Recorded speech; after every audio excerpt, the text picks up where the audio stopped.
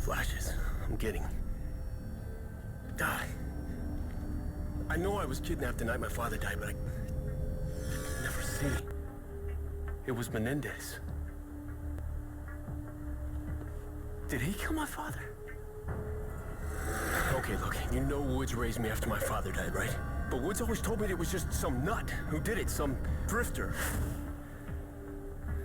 What the hell's going on?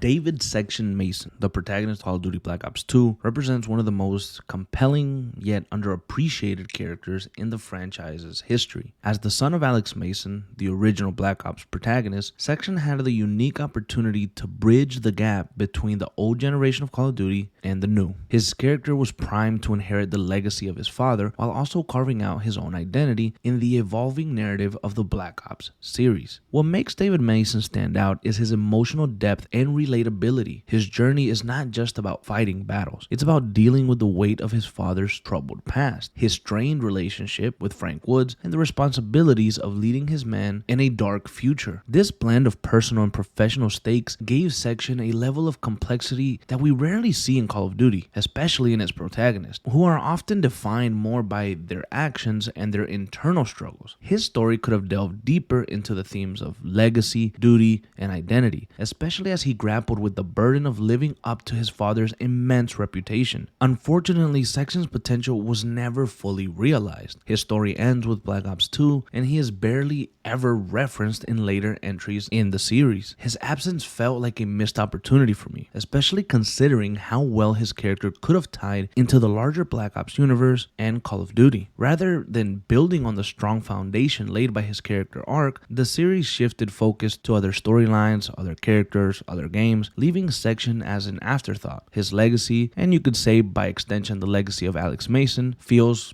incomplete. By sidelining David Mason, Call of Duty missed a chance to create a protagonist who could carry the franchise forward while honoring its past. His grounded personality, leadership, qualities, and connection to the Black Ops timeline made him a natural choice to spearhead the series into a new era at the time. Imagine a narrative that explored Section's growth as a leader, his relationship with the ghost of his father's generation, and his navigation of modern warfare moral complexities. These could have been the pillars of a new generation, of a new era for Call of Duty in terms of narrative. This would appeal to longtime fans and probably newcomers. In many ways, David Mason represents a what could have been for the franchise. He had the depth, the charisma, and the legacy to become a defining figure, but instead he remains one of the most underutilized characters in Call of Duty history, with the series often criticized for its lack of continuity and character development. Bringing Section to the forefront could have been a game-changing decision, and that is why next year's Call of Duty, Black Ops 7, is such a big Call of Duty in my opinion, because we are